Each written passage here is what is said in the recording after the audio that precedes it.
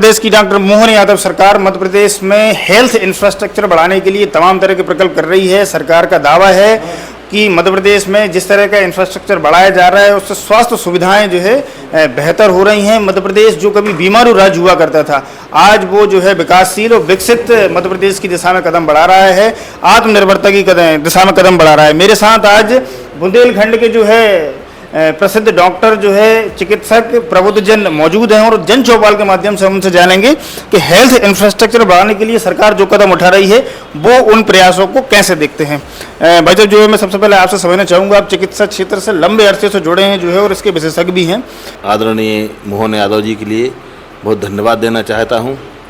अक्सर देखते थे मीडिया में के द्वारा और कई अपने परिजन के यहाँ भी कि लोगों के यदि कोई डेथ हो गई है और उस समय पे उनके लिए कोई यदि व्यक्तिगत साधन उनके पास नहीं है तो कभी साइकिल पर या कंधे पे लेके जाते थे, तो समाज के लिए बड़ा एक शर्मिंदगी का एक समय होता था।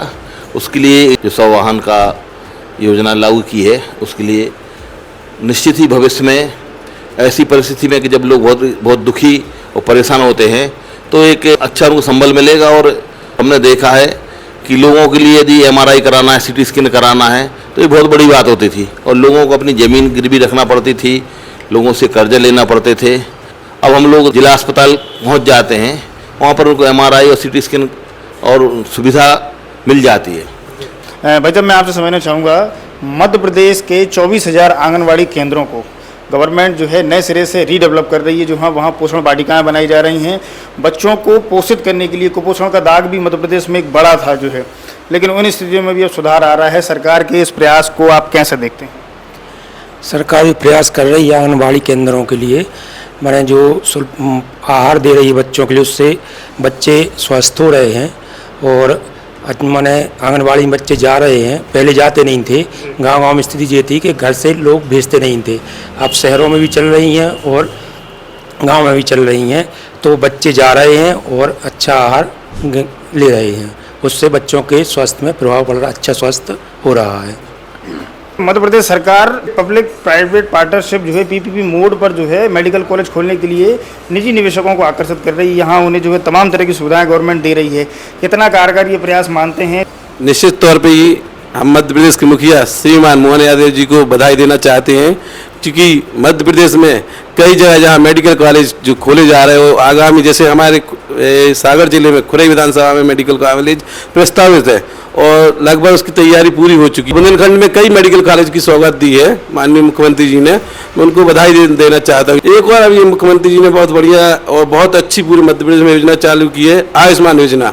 इसमें जैसे 70 साल से ऊपर के जो व्यक्तियों को घर बैठे आयुष्मान योजना का लाभ दिया जा रहा है। इसमें चाहे वो किसी भी वर्ग से हो, जिससे 5 लाख रुपए तक का इलाज फ्री है। एक बार मध्य प्रदेश सरकार बहुत अच्छा कार्यक्रम कर रही है, पूरा बहुत अच्छे जो जितने पूरे मध्य प्रदेश में वार्डों से लेकर गली गली तक संजीवनी क्लिनिक जो वार्ड मध्य प्रदेश सरकार खोल रही है, जिससे आम जनता को, निचले स्तर के व्यक्ति को, जहाँ कोई भी बीमार होता है या किसी को भी कोई आवश्यकता पड़ती है, तत्काल उसको कहीं नहीं जाके वहाँ संजीवनी क्लिनिक में लाभ मिल जाता है, वहाँ पे उपलब्ध हो रहे हैं। सरकार की उपलब्धि है बहुत अच्छी हो रही है। आंगनबाड़ियों में आजकल प्रत्येक मंगलवार को पोषण आहार दूध भी दिया जा रहा है दलिया के साथ। पहले ऐसा था कि आंगनबाड़ियों में कुपोषित बच्चे रहते थे, आज की मात्रा में कुपोषित दर खत्म हो चुकी है।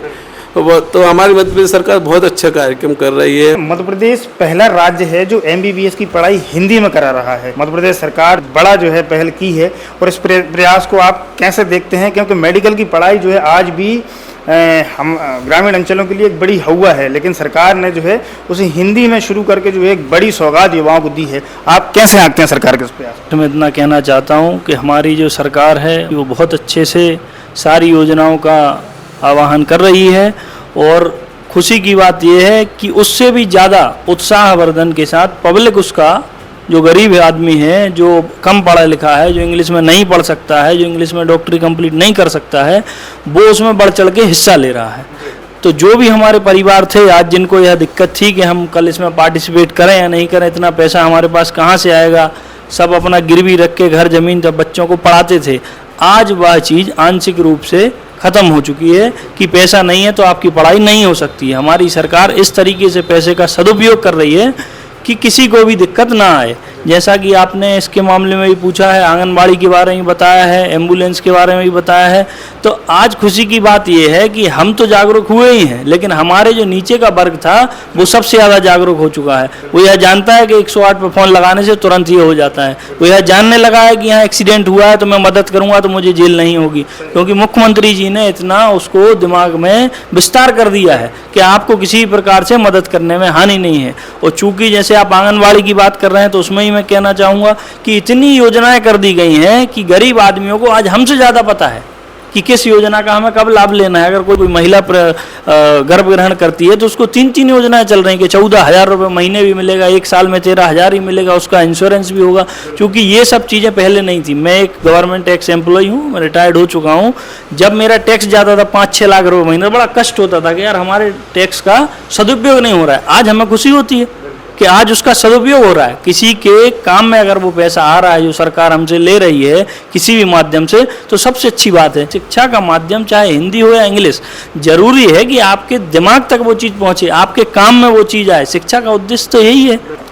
तो आज जन चौपाल के माध्यम से हमने प्रबुद्ध जनों से, चिकित्सकों से और जो है समाज के गणमान्य जनों से ये जाना कि मध्य प्रदेश सरकार स्वास्थ्य के मामले में जो कदम उठा रही है वो किस तरह से कारगर हैं और जमीनी स्तर पर उनका कितना इम्प्लीमेंटेशन हो रहा है। लोगों ने हमें बताया है कि सरकार जो काम कर रही है निश्चित तौर पे गरीब वर्ग को, वंचित वर्ग को और हर जरूरतमंद को उसका लाभ मिल रहा है।